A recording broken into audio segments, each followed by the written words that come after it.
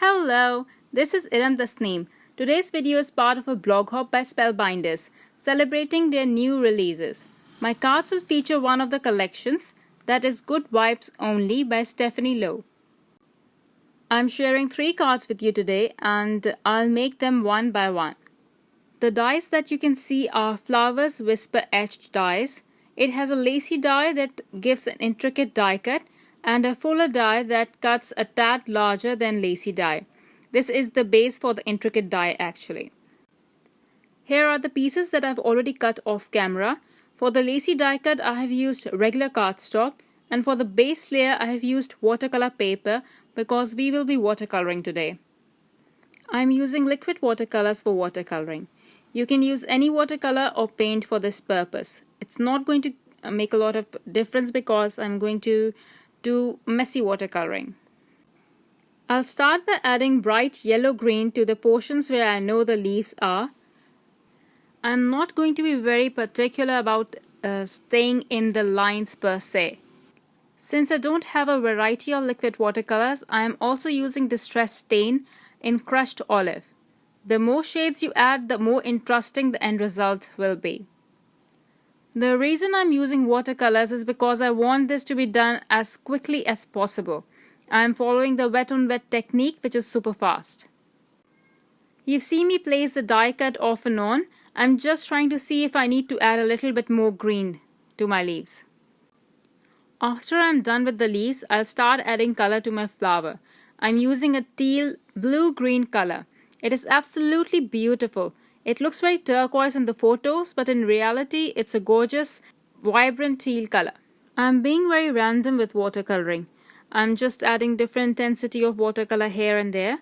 I'm trying to get an ink smooshed look without doing ink smooshing. Maybe next time I'll try this with actual ink smooshing instead, but I know that then I won't be able to control the watercolor at all. I place the die cut again to see if the piece looks good, and I'm not happy with the look of the leaves. I'm picking up a mix of green and teal to make a brighter green to add to the leaves.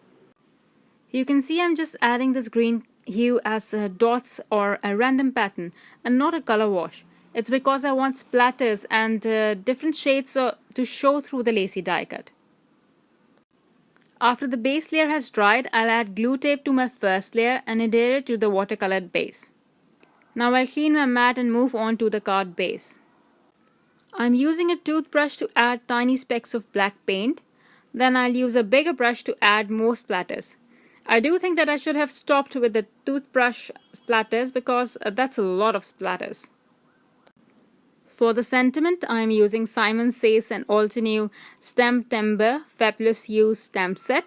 I'll be using this set for all my cards today. I have chosen I Cherish Our Friendship. I'll heat emboss this in white on black cardstock.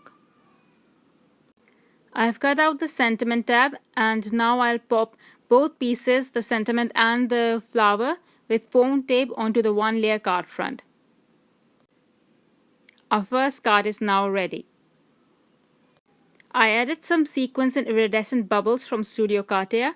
I'll add the link to these in the description below. These iridescent bubbles were just released and are absolutely beautiful.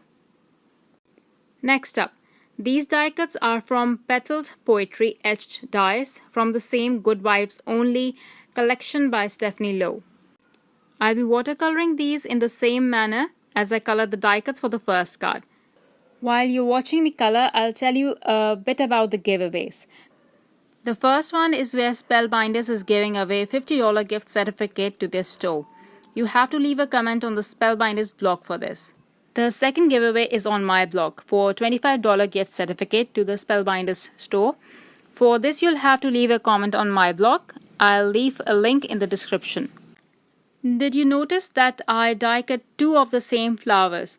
It's because I want to do a bit of selective cutting and add more leaves to my die cut piece. This will make my die cut look more fuller. I'll play around with the positioning of the leaves till I'm happy with the look. Again, I'll heat emboss my sentiment Fabulous Hue in white on black cardstock. I've already added some black splatters to my card front, and now I'll pop the sentiment. After adhering the sentiment tab, I'll pop my flowers with foam tape.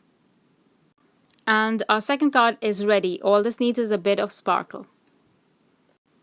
The last card features the beautiful rosy summer flowers. I've cut 2 of these, and again I'll watercolor these in the same manner as I did the first 2 times. I'll speed up this process since you've already watched me do this twice.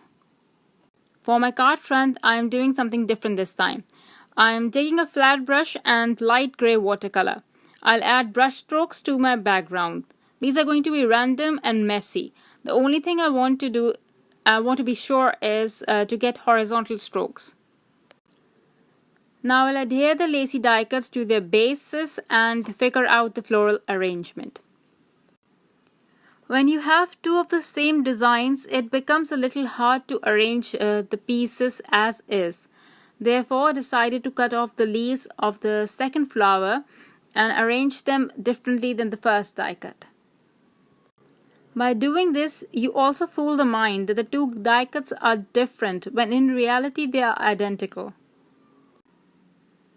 Just so that all 3 cards match, I added black splatters on my card front.